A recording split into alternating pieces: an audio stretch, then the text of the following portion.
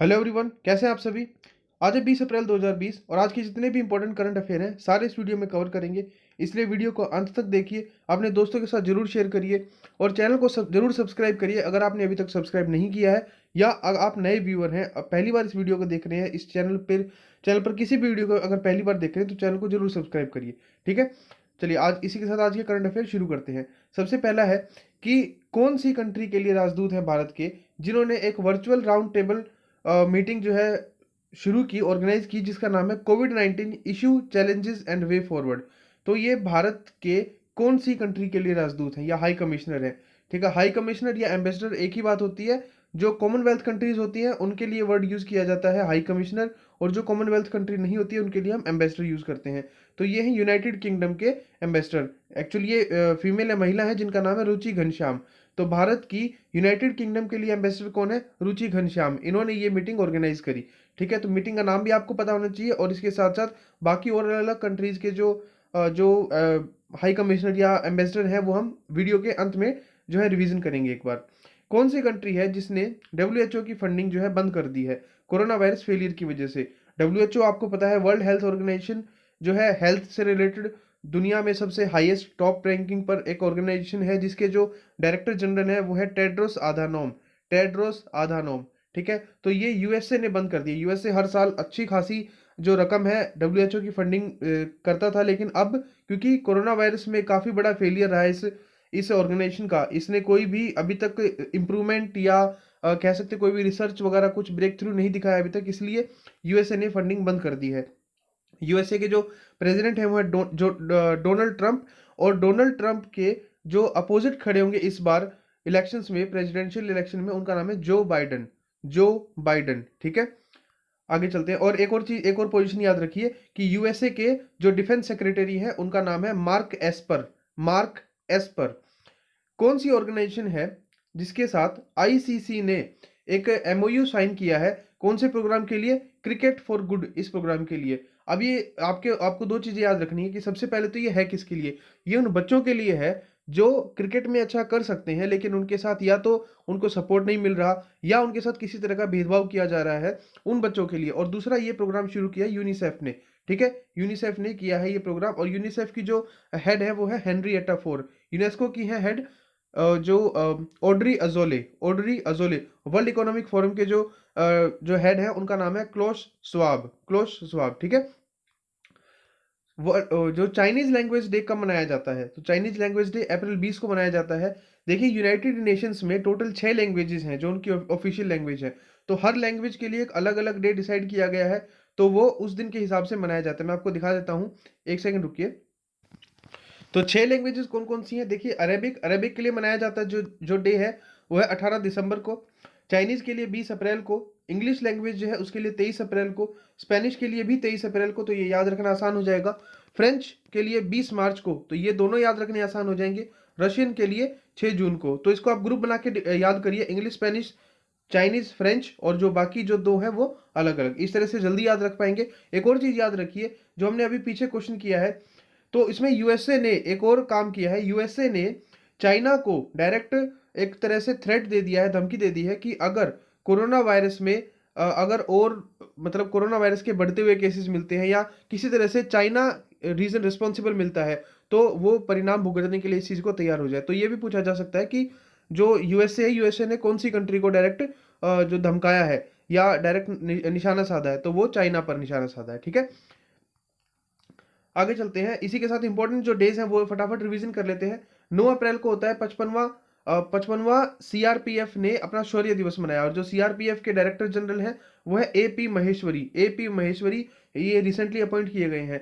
9 अप्रैल को ही play true day मनाया जाता है वाडा के द्वारा, यानी कि वर्ल्ड एंटी डोपिंग एजेंसी। और इसी के साथ साथ जो एक नाम और याद रखिए, NADA, यानी कि नेशनल एंटी डोपिंग एजेंसी, जिसने अपना जो ब्रांड एम्बेसडर बनाया है वो बनाया है सुनील शेट्टी को। 10 अप्रैल को वर्ल्ड होम्योपैथी डे मनाया जाता है, जो बर्थडे होता है डॉक्टर सैमुअल हनीमान का। 11 अप्रैल को नेशनल सेफ मदरहुड डे मनाया जाता है, जो बर्थ एनिवर्सरी होती है कस्तूरबा गांधी की। और 12 अप्रैल को ही मनाया गया international day of human space flight. 12 अप्रैल को एस्टर फेस्टिवल मनाया गया। ईस्टर फेस्टिवल मनाया गया, जो लॉर्ड जीसस हैं उनको जिस दिन वो रिजरेक्ट हुए थे उस दिन को यादगार रखने के लिए बनाया जाता है। 13 अप्रैल को जलियांवाला बाग मैसेकर डे था और 13 अप्रैल को ही मनाया गया सियाचिन डे, जिस दिन हमने ऑपरेशन मेघदूत किया था। 14 अप्रैल को मनाया गया वर्ल्ड चगस डिजीज डे, एक बीमारी होती है ये। और 14 अप्रैल को ही B.R. अम्बेडकर, भीमराव रामजी अम्बेडकर की जयंती थी। ठीक है। 15 अप्रैल को वर्ल्ड आर्ट डे मनाया गया, जो बर्थडे था लियोनार्डो दा विंसी का। कमेंट में लिख के बताइए कि इनकी एक जो पेंटिंग है मोनालिसा, वो पेरिस के कौन से म्यूजियम में रखी हुई है। 16 अप्रैल को मनाया गया world voice day, world voice day. चलिए कमेंट में लिख के बताइए वर्ल्ड साइट डे कब मनाया जाता है। वॉइस डे तो आवाज से संबंधित है, वर्ल्ड साइट डे ये कब मनाया जाता है। 17 अप्रैल को मनाया गया वर्ल्ड हीमोफीलिया डे, और ये एक बीमारी होती है, ब्लीडिंग डिसऑर्डर होता है। इसकी जो थीम थी वो थी गेट प्लस इन्वॉल्व, और ये बर्थडे होता है फ्रैंक श्नेबल का। फ्रैंक श्नेबल का इस दिन मनाया जाता है। और 18 अप्रैल को वर्ल्ड हेरिटेज डे मनाया गया, जिसकी थीम बहुत इंपॉर्टेंट है, एग्जाम में जरूर आ सकता है, या तो डे या फिर थीम। इसकी जो थीम थी वो थी shared culture, shared heritage, shared responsibility. मैं फिर एक बार रिपीट करता हूँ, shared cultures, shared heritage, shared responsibility. ठीक है। कौन सी एयरलाइन है जिसने ये कंपलसरी कर दिया है अपने एम्प्लॉय के लिए कि आपको 3 दिन की लीव लेकर जानी ही जानी पड़ेगी 3 मई से पहले पहले, और वो भी बिना पे के। यानी कि आपको लीव लेनी है और उसके पैसे कटेंगे, उसका कोई आपको पैसा नहीं मिलेगा। तो इससे पहले अगर ये पूछा जाए फर्स्ट एयरलाइन कौन सी है इंडिया में ऐसा अनाउंस करने वाली, तो उसका आंसर हो जाएगा विस्तारा। क्योंकि विस्तारा ने अनाउंस किया था, लेकिन उन्होंने कहा था 25 अप्रैल तक ले लो भाई अपनी 3 दिन की लीव, और उसके बाद उन्होंने कुछ ऐसा नहीं कहा। लेकिन तो ये फर्स्ट जो फ्लाइट है वो तो विस्तारा हो गई, लेकिन जो 3 दिन की लीव 3 मई तक कहा है वो कहा है गो एयर ने। तो जो गो एयर है उन्होंने डे बढ़ा के कर दिया है 3 मई तक। तो 3 मई तक कहा है गो एयर ने, और 25 अप्रैल तक कहा था विस्तारा ने। ठीक है। आगे चलते हैं। इससे आगे बढ़ने से पहले एक चीज और याद रखिए, एयरपोर्ट अथॉरिटी ऑफ इंडिया के जो चेयरमैन है वो है अरविंद सिंह, और एयर इंडिया के चेयरमैन जो है राजीव बंसल, ये भी अभी हाल ही में अपॉइंट किए गए हैं। और जो अरविंद सिंह है, इनको अरविंद सक्सेना के साथ कंफ्यूज नहीं करना, क्योंकि जो अरविंद सक्सेना है वो यूपीएससी के चेयरमैन है, यूपीएससी के चेयरमैन है अरविंद सक्सेना। ठीक है। एसएससी के चेयरमैन कौन है मुझे कमेंट में लिख के बताइए। ठीक है। एसएससी के चेयरमैन कौन है। कौन सी इंटरनेशनल एयरलाइन है जिन्होंने दुनिया का पहला corona virus blood test facility launch किया अपने पैसेंजर के लिए। तो इसमें क्या होगा कि जो पैसेंजर इस कंट्री को छोड़कर जा रहे हैं, मतलब कि जो फ्लाइट जा रही है, ये क्योंकि जो इनकमिंग फ्लाइट्स हैं वो तो अब अलाउ है ही नहीं, तो जो फ्लाइट डिपार्चर वाली हैं उनमें जो पैसेंजर जाएंगे उनके लिए कोरोना वायरस ब्लड टेस्ट की फैसिलिटी जारी कराई है, और ये सिर्फ 10 मिनट के अंदर अंदर ही रिजल्ट दे देगी।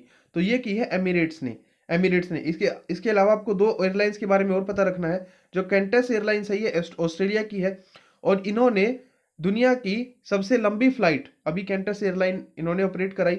और एयर इंडिया ने भारत की नहीं दुनिया की पहली नॉर्थ पोल से गुजरने वाली फ्लाइट जो है वो यहाँ इन्होंने कराई थी। तो कौन सी फ्लाइट है जो नॉर्थ पोल से गई थी पहली बार, वो एयर इंडिया थी। और कहाँ से कहाँ तक गई, वो गई दिल्ली से सैन फ्रांसिस्को तक, दिल्ली से सैन फ्रांसिस्को तक। ठीक है। दिल्ली से सैन फ्रांसिस्को तक। और ये कैंटस एयरलाइन गई थी सिडनी तक, ये सिडनी तक गई थी। इसकी स्टार्टिंग जो पॉइंट है वो मुझे अभी याद नहीं है, लेकिन ये सिडनी तक गई थी। ठीक है। कौन से एक्ट के तहत पब्लिक प्लेस में स्पिटिंग करना यानी कि थूकना एक पनिशेबल ऑफेंस है, आपको या तो जेल हो सकती है या जुर्माना हो सकता है या दोनों चीज हो सकती है। तो इसके लिए कौन से एक्ट में ये बदलाव किया गया, तो ये जो किया गया डिजास्टर मैनेजमेंट एक्ट 2005, और उसके कौन से सेक्शन में, इसके सेक्शन 51 में बदलाव करके इसको पनिशेबल ऑफेंस बनाया गया।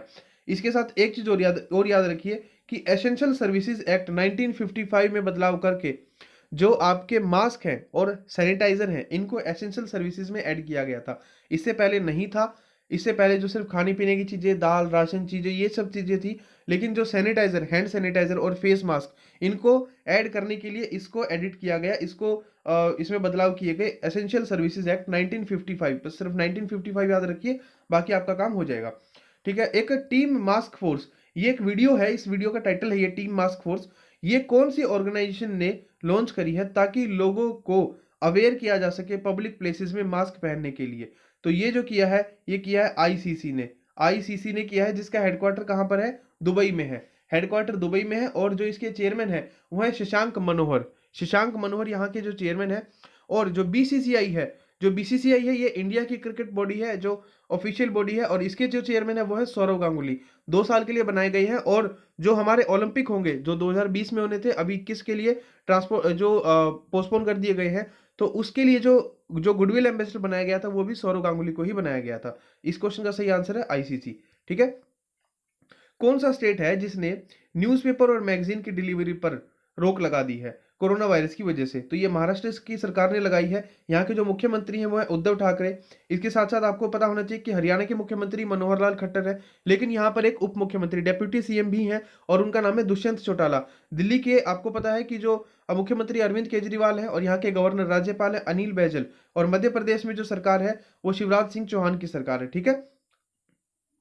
एक फुटबॉल के खिलाड़ी थे जिनका नाम था Norman Hunter.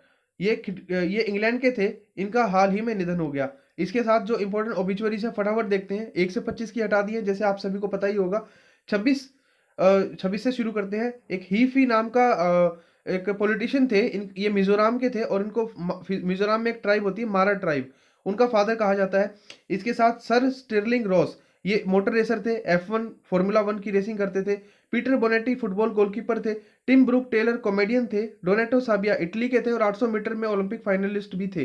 Jackie do प्रीज cricketer थे जिम्बाब्वे की राजधानी हरारे है। रिफात चैटर्जी, इनको इराक का फादर ऑफ मॉडर्न आर्किटेक्चर कहा जाता था।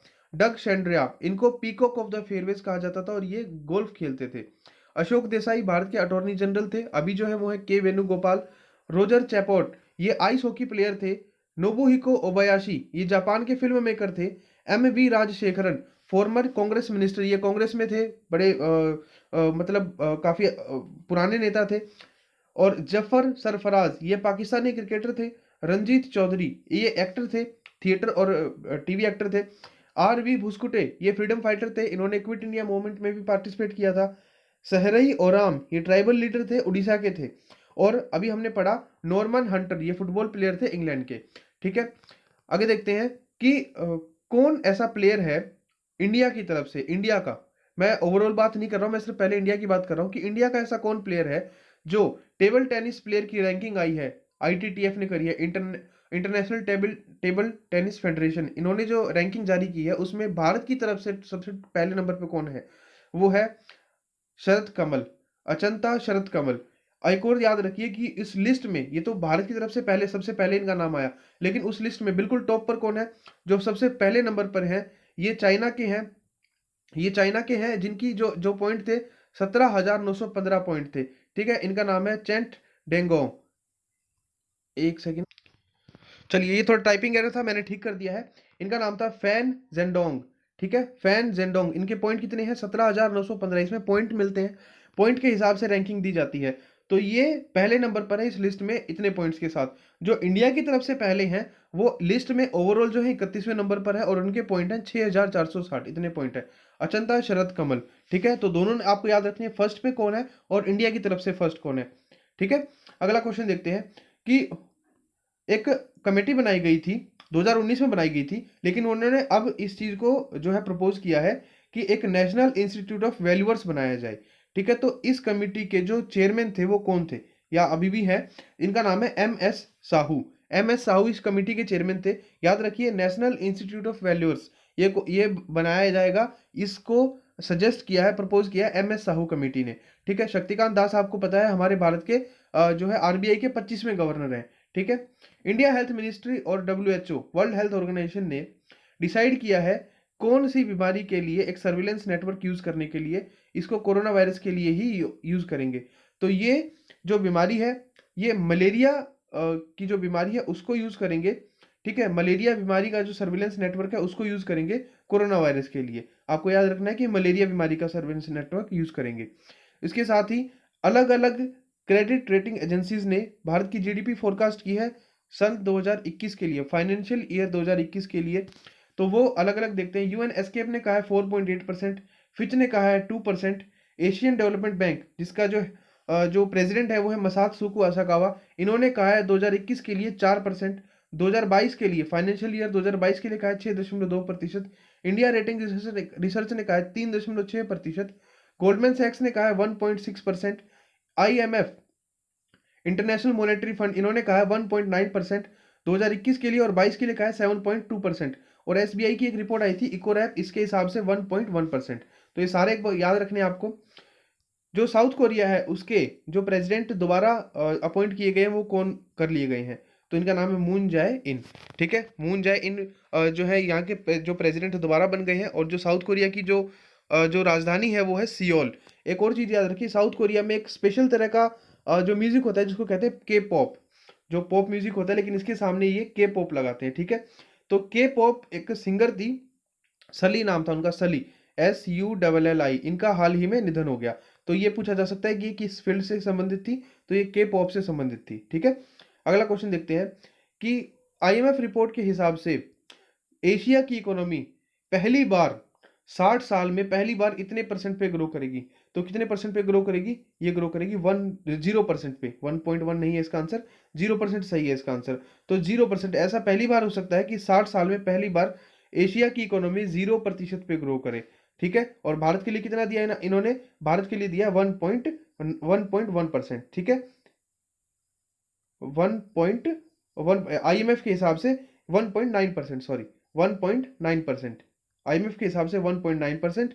और जो ओवरऑल एशिया की है वो है 1.1%। ठीक है, 16th अगला क्वेश्चन देखिए, वी कृष्ण स्वामी, हाल ही में इन्होंने एक बुक लिखी है जिसका नाम है शटलिंग टू द टॉप। ये किस की लाइफ के ऊपर बेस है? तो ये PV सिंधु की लाइफ के ऊपर बेस है। मैं आपको बुक दिखा देता हूँ। ये बुक है जिसका नाम है shuttling to the top, the story of PV Sindhu. इसको लिखा है वी कृष्ण स्वामी ने। तो ये रिसेंट की बुक है, बुक्स एंड ऑथर्स टॉपिक से है। ये क्वेश्चन एग्जाम में आ सकता है। इसके साथ एक और बुक है जो आपको याद रखनी है जिसका नाम है एमनेस्टी।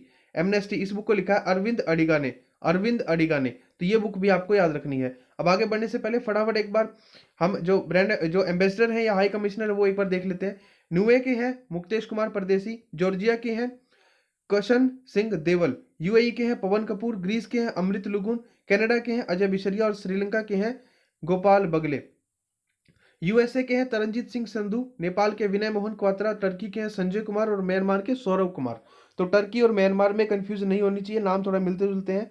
और ऑस्ट्रेलिया के हैं अनुमुला गीतेश शर्मा और UK के हैं रुचि घनश्याम, रुचि घनश्याम।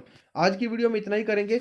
आगे से हम जो है शुरू करने वाले हैं, जैसे पिछले 2 या 3 महीने के करंट अफेयर में से कुछ 5 से 10 क्वेश्चन करंट अफेयर्स निकाल के उनकी रिवीजन करेंगे और उसके बाद फिर हम अपने डेली करंट अफेयर करने शुरू किया करेंगे।